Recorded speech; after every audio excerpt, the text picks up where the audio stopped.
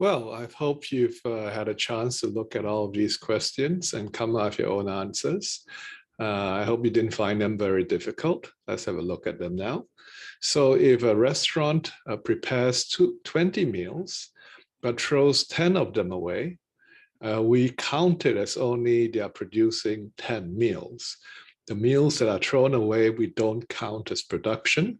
That's we count it as let's say a cost of production.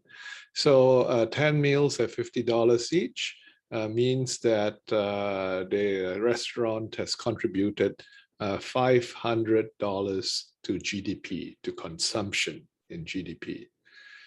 In the second question, B, Sarah spends $1,800 on a new laptop, but the laptop was built in a foreign country.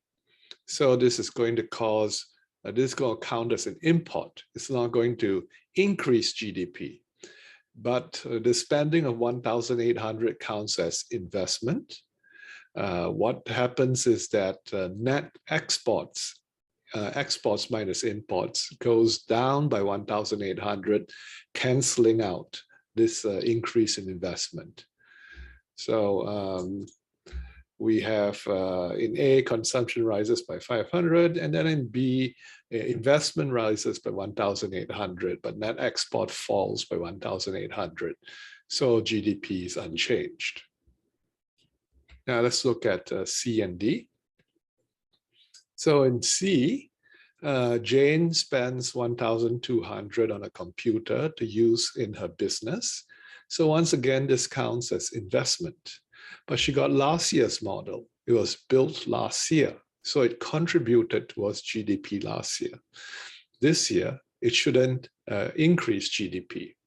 So this 1,200 in investment is going to be counteracted by negative inventory investment of 1,200, because this computer is coming out of inventory. And lastly, D is very straightforward. 500 million of cars is produced, only 470 million is sold. So 30 million goes into inventory. Inventory investment goes up by 30 million. So in C, the inventory investment going down cancels out the business fixed investment going up, so no change in investment and no change in GDP. And for D, inventory investment goes up by 30 million. So we've looked at the expenditure method, where we look at the different ways in which we can use GDP. And then we've also looked at the production method by calculating value added. And the third method is by looking at the income of the people in the economy. And the income of the people in the economy, we can divide among labor income and income to capital, income to capitalists. Now, all of the revenues collected by the firms eventually ends up as either labor income or capital income. Well, all the firms, they hire labor, they have to pay wages, that's going to count as labor income, that's going to take up a lot of their revenue. Whatever is left over that they haven't given to labor, well, that's going to go to the capitalists. Some of it will be as rents, as interest on loans, and whatever is left over, their profits, that's also going to capital, in that that's the profits for the entrepreneurs, the founders of the business, the owners of the business. So we have these three different methods of measuring GDP. We've spent a lot of time looking at the expenditure method. Then value added gives us the production method, and labor we can divide into labor income and capital income. And in theory, all of these are equal because they're all measuring the same flow. They're just measuring it at different points of the flow. So we've looked at these issues now. We've looked at how we define and measure the size of a nation's economy. That's GDP. How do we define GDP? How do we measure it? We've looked at the expenditure method of measuring GDP, the different uses that GDP can be used for, and how it's used by the different segments of the society: households for consumption, firms for investment, government for government spending, and foreigners, international trade for net exports. So we've just covered this. And then we're going to look at now at differences between nominal GDP and real GDP, which has to do with price changes. So prices change over time. How do we compensate that? We're going to look at that next. And we're going to finish off by looking at how GDP is used as a measure of economic well-being. Okay, so when we use GDP to look at how the economy has grown over time, it's very important to try to compensate for changes in prices. Because over time, if you're comparing different years, not only does the amount of production change, prices also change. And in general, we have inflation. Prices tend to go up over time. So if we look at just GDP and just ignore price changes, we're going to find that GDP is going to go up faster than when production goes up, because prices are also going up. As we don't pay attention to price changes, we're going to get a wrong idea of how fast GDP has grown, because prices are also going up. So the way we try and compensate for this is when we compare two different years. Very often, we're just going to choose 1 year and use the prices from 1 year. That is, we hold the prices constant. And when we do that, we say we're comparing real GDP. Okay, let's have a look at an example now. So in this example here, there's two goods being produced, pizza and pies. And if you look at this table here, you can see that between 2009 and 2013, the number of pizzas produced has doubled, the number of pies produced has doubled. But when we calculate the GDP of these two different years, that is the number of pizzas produced multiplied by the price of the pizzas in the same year for 2009 and for pies as well.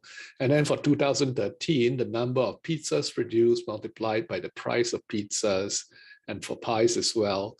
We find that GDP in 2013 is more than twice as large than GDP in 2009. But that doesn't make sense, because when we look carefully, we can see that actually production exactly doubles. So why has GDP gone up 2.4 times instead of just doubling? It's because prices have also gone up. So the market value, or what we call nominal GDP, goes up faster than actual production because prices go up.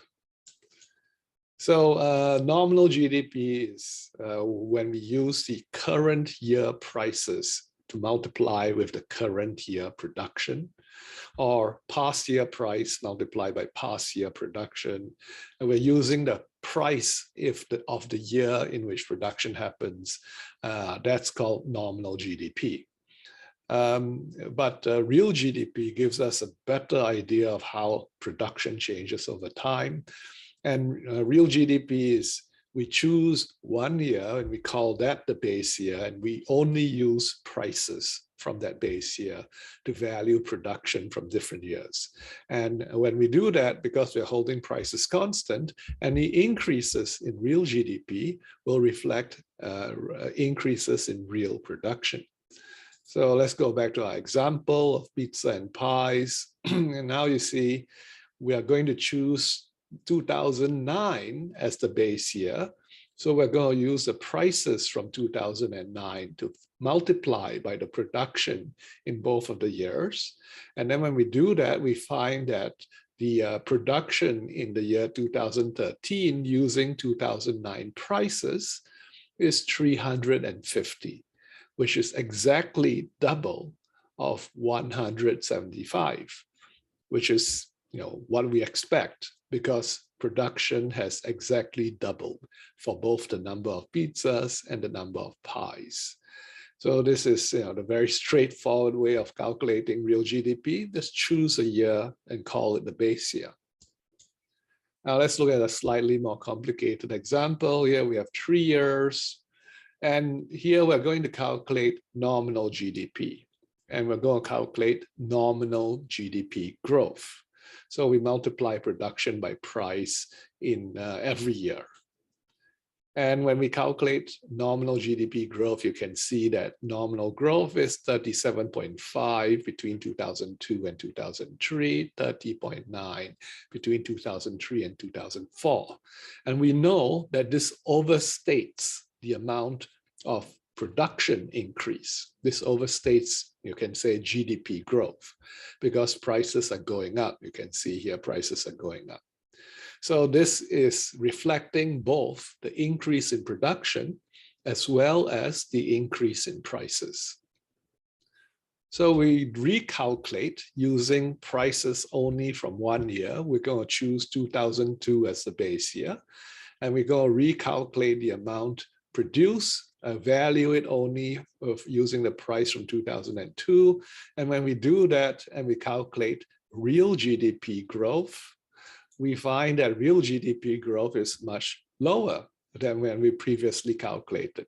So instead of 37.5% between 2002 and 2003, we have 20% between 2002 and 2003.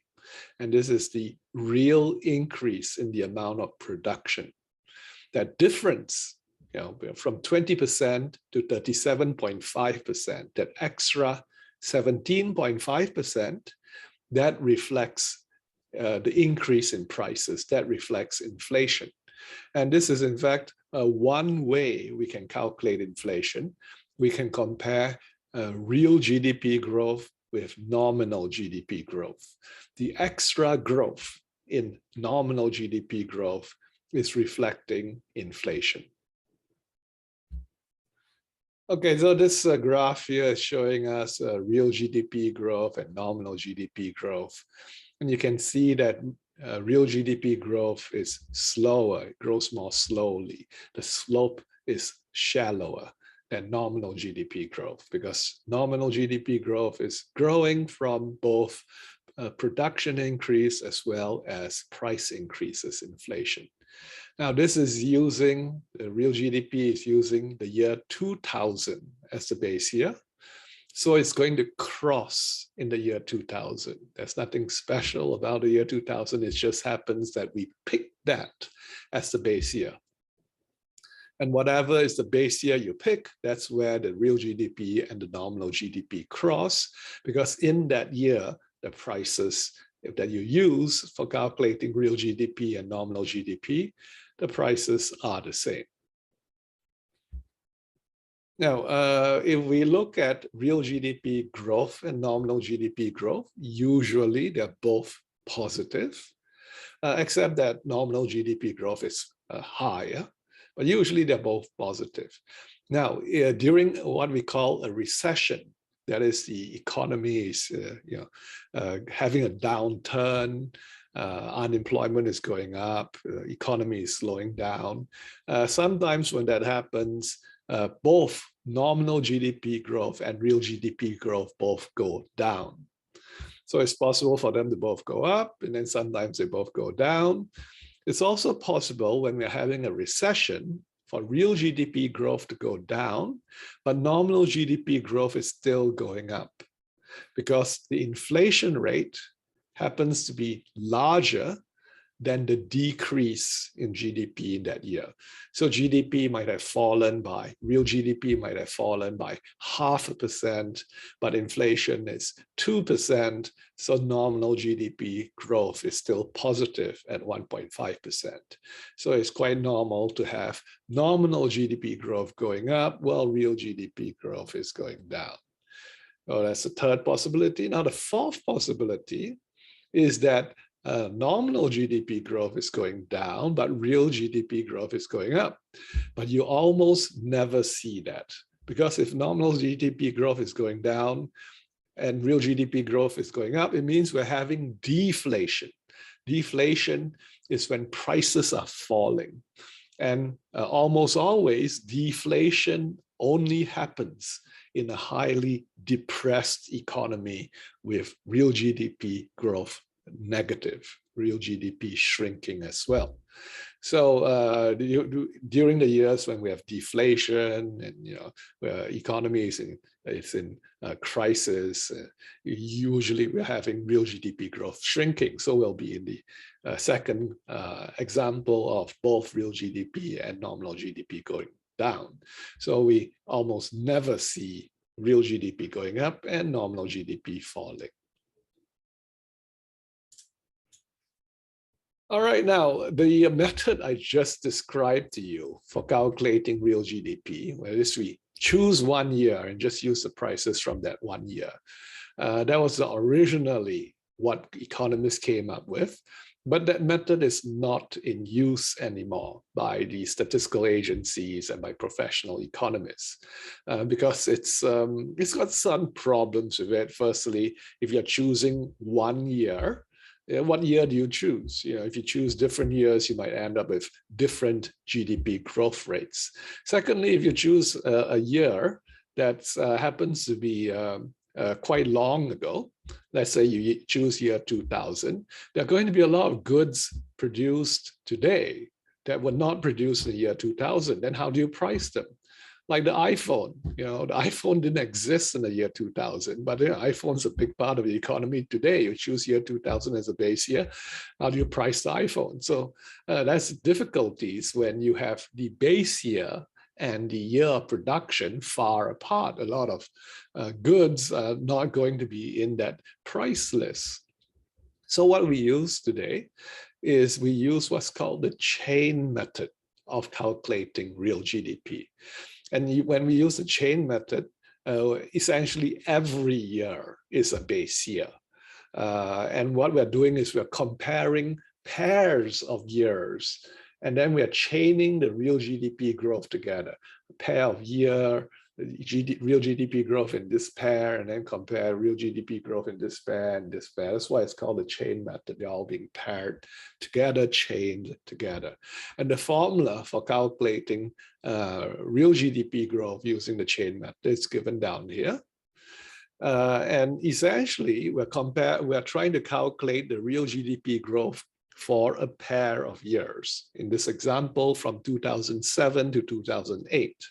And we're going to calculate that GDP growth from 2007 to 2008 first using the prices in 2007. So both the production of both of the years are priced using the prices in 2007, and then we calculate GDP growth using 2007 prices. And then next, we calculate the GDP growth using 2008 prices. What's the GDP growth using 2008 prices between 2007 and 2008? And then now we have two measures of GDP growth for the same pair of years. So next, what we do is we want to average them together. And the chain method uses geometric weighting instead of arithmetic weighting. So geometric weighting is when you multiply both of these growth rates together, both of these ratios together, and then you take the square root. So that's geometric weighting. Using this formula, we can then calculate the real GDP growth for a pair of years. And for every pair of years, we use this method, so we get a chain of real GDP growth for all the years. Now, this is a much more complicated method of calculating real GDP growth. It's more accurate and less problematic, but actually, when you do this method and you get the result, we find that the result is almost the same as the traditional method of just choosing 1 year.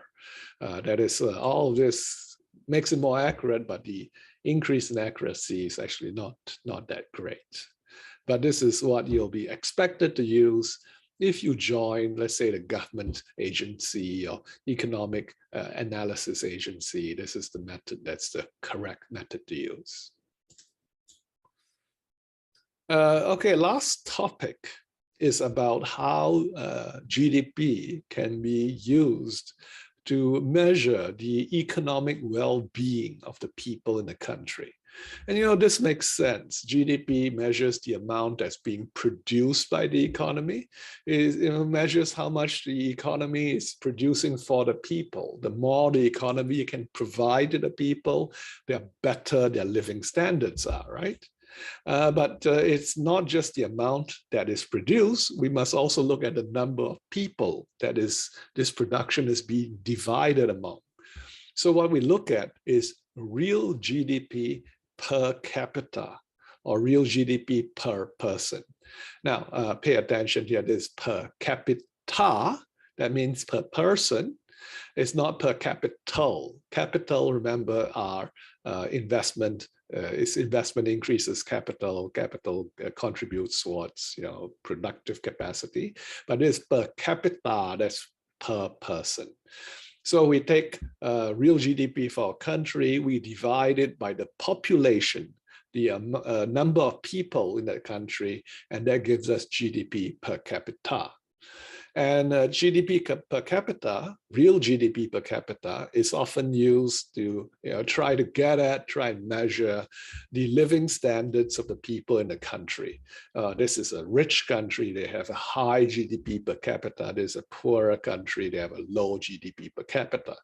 So the World Bank has these international statistics. These are poor countries, these are middle income countries, these are rich countries. That's all based on real GDP per capita. Now, real GDP per capita, it's the one number we use to say, oh, this is a rich country, that's a poor country, the people here have a high living standard, the people here have a low living standard. But it is problematic in a few ways, which I want to talk about. Firstly, it doesn't measure, because GDP doesn't measure market transactions. So if it's not on the market, if it's not officially on the market, not measured by the government, it's not in GDP. Secondly, it leaves out a lot of things that contributes to our quality of life that's not on the market, like the environment, leisure time, fresh air. These are all important for the people, but they're not in the GDP numbers. So real GDP per capita doesn't capture that. And thirdly, it ignores the effect of inequality and poverty on people's lives. So let's go through these issues one by one. Firstly, GDP doesn't measure leisure time.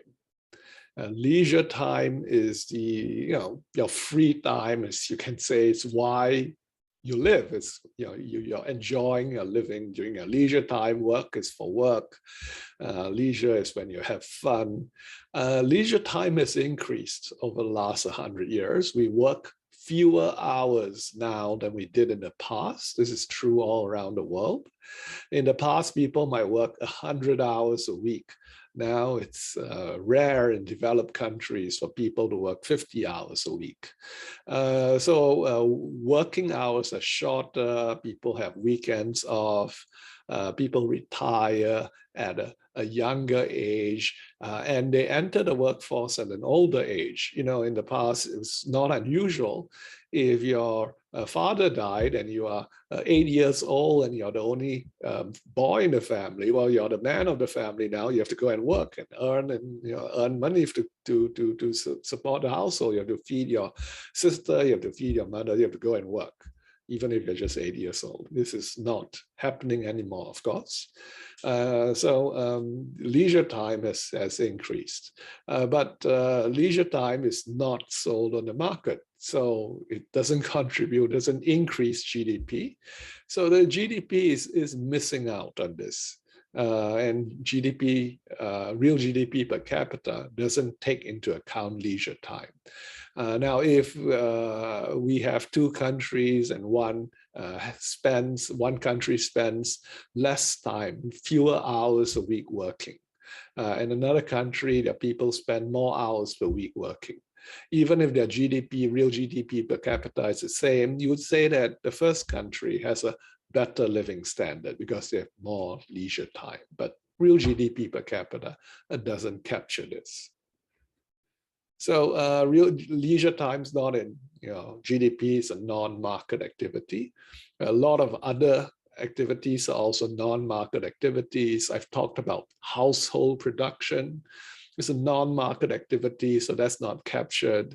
So if a lot of household production is happening in the economy, their real GDP, the official real GDP will be lower than it would be in a country where there's less non-market activity. But the country with the lower GDP, with a lot of non-market activity, maybe their living standard isn't that bad. So as an example, if you look at a lot of less developed countries, a lot of poor countries, when you look at their real GDP per capita per year, it's sometimes very low. And you think, how can people possibly survive on such a low income per year? It's impossible. And in fact, yes, it is. Maybe it is impossible because the number that you see is maybe too low. Because in a lot of poor countries, people are planting and growing their own food, and maybe they're fishing in the local river. They're carrying out a lot of household productive activities that is not captured by real GDP. So for very poor countries, often that number that you see, that real GDP number that you see, that's very, very low. It's being biased down because there's a lot of non-market activity that's not being captured. So their living standard, although low, although they are poor, is not as low as the real GDP per capita that you see. The official one that you see will lead you to believe. Now, apart from household production, there are other non-market activities as well, like volunteer services. People living in a village might help each other out. That's not going to be captured in real GDP. Barter. So if a fisherman lives next to a farmer, they might regularly trade fish for vegetables. That's not going to be captured by real GDP, although that is real productive capacity. So we don't measure these things because trying to measure them would be near impossible. We can hardly measure. We don't have the price for it. It's all very low level, all over the place. We can't really measure it. This is particularly important in the less developed economies where a lot of households are near self-sufficient in food and sometimes even in clothing. They might weave their own clothes, that sort of thing. So they are often near self-sufficient, and so their market activities are less important. And in many countries, actually I would say in most countries, what's called the underground economy or the unofficial economy, or let's say the cash economy, is a big part of the economy. This is the economy that even if it's in a market in that people are buying and selling still is not recorded because it's maybe it's a black market activity, it's illegal. Or even if it's legal, it's just not recorded. It's what we call gray market activity, a lot of cash transactions. So I pay you cash for your work, you pay me cash for these goods. And these transactions, they're not recorded anywhere. No one pays taxes on them. And they don't show up in the official statistics. So I hire you as a babysitter to take care of my kids. I pay you cash. That's not going to be recorded anywhere. You have some chickens at home. You sell me some eggs. I give you cash. That's not going to be recorded anywhere. So these gray market activities are not recorded. And real GDP, of course, the official real GDP per capita misses this.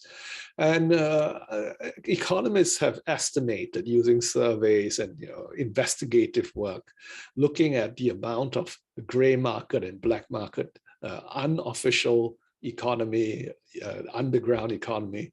We find that in almost all economies, this part of the economy is huge. We don't know exactly how large it is, but it is large. But we miss it because we just can't measure it. So there's another problem with GDP as a measure of productive activity. Another issue with using real GDP to measure quality of life is that environmental quality contributes a lot to our quality of life. If we have fresh air, we can go walking in the hills, hiking in the mountains, swimming in the river, fishing in the lake, or just having a peach tree in the garden and eating the peaches, and it's safe. These are all things that contribute towards our quality of life. But in the modern world, often these environmental benefits of having a good environment are destroyed by industrialization. The air becomes bad, the water becomes polluted, the groundwater might become so polluted you can't eat the peaches grown in your own garden, you can't swim in the lake, all the fish have died. And this is all going to affect your quality of life, how happy you feel. This is not, this loss in your quality of life from environmental degradation is not reflected in real GDP per capita. So in a sense, real GDP per capita now, economic growth overstates the improvement in people's living standards. Because when you have economic growth from industrialization, yes, real GDP goes up, but you have a lot of environmental problems as well. Example is, if a factory opens up and pollutes the groundwater, the pollution of the groundwater might cause you so much trouble, might cause the people so much hardship, that the profits from the factory doesn't even compensate for it. But that profits, the value added from the factory goes into GDP, but your loss of environmental welfare doesn't. Now, if the government comes and cleans up the environment and tries to put things back right again, that cleanup goes into GDP. But you can't ever make things as good as they were from cleaning up the environment. There's always going to be some problems. So in a sense, you are overcounting the GDP here. You're counting the activities that clean up the environment, but you missed the loss of the environment in the first place. So polluting causes GDP to go up. Cleaning up the pollution causes GDP to go up. But you don't even get as good an environment as you had before these things happened. And resource depletion is another issue that's very hard to deal with for economists when they want to think about, is this economic activity good or not? How much is GDP going up by? So a lot of resources are not renewable. A renewable resource is things like forests. You cut down the forest, in 20 years' time, the forest has grown back. You can cut it down again. Or water. You draw water from a well, it replenishes over time from rainwater. Those are renewable resources. Fish, as long as you don't overfish, is a renewable resource. But some resources are not renewable, like a lot of ores and petroleum, natural resources from the ground.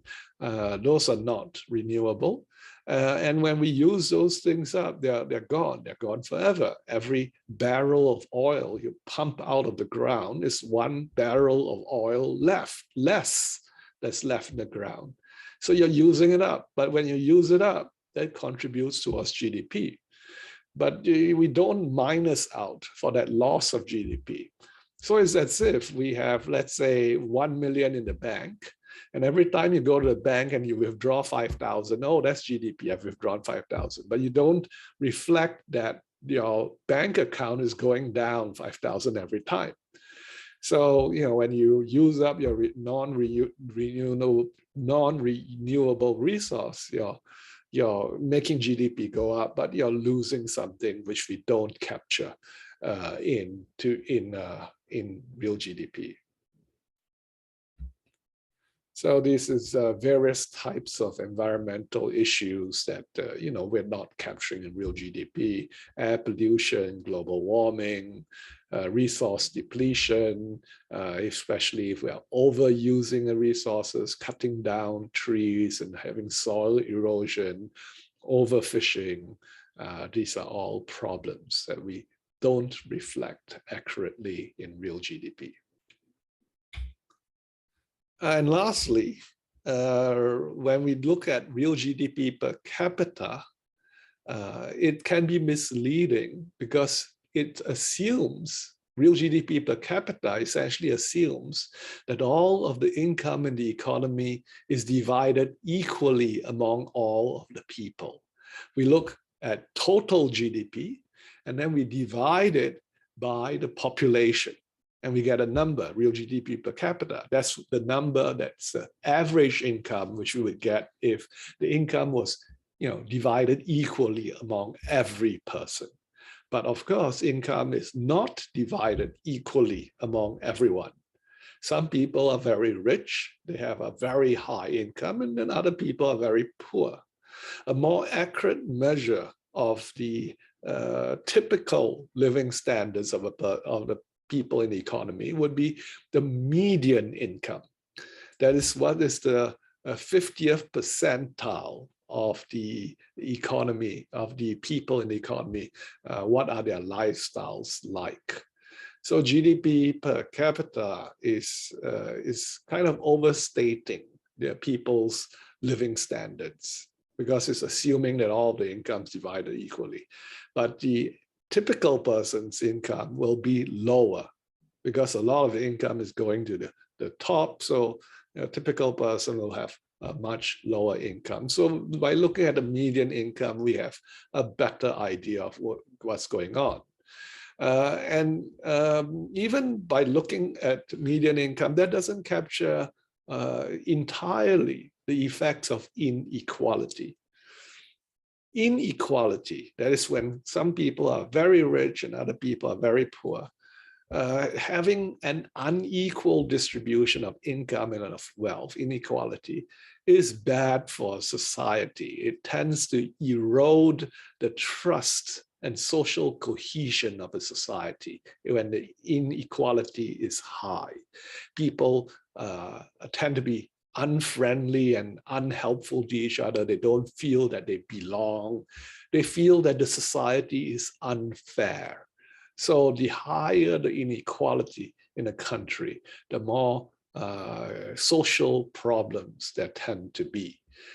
Even things like mental health issues, longevity, even heart attacks and divorces, personal life satisfaction, all of these things that are measured, that reflect, quality of life, all of these things go down when inequality is high.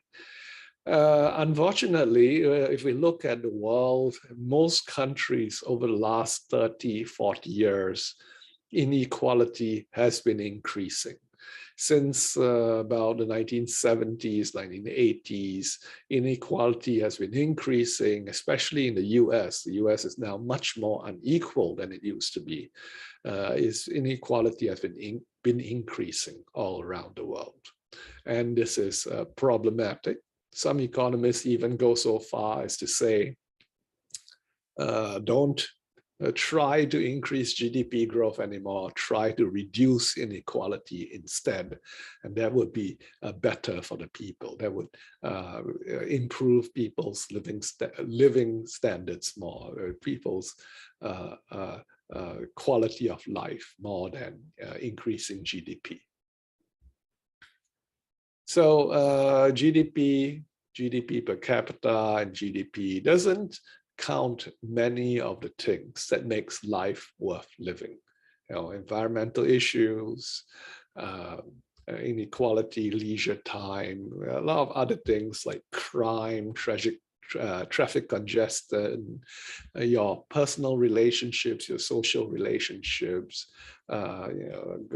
open space, public spaces, community. GDP per capita doesn't reflect these things. And in that sense, this might not be as good a measure of quality of life as we want, but it is the one number that we always use when we're looking at quality of life. Now, there are other numbers that have been proposed to try to measure quality of life. The UN has something called the Human Development Index. There's something else called gross national happiness. It's also been proposed.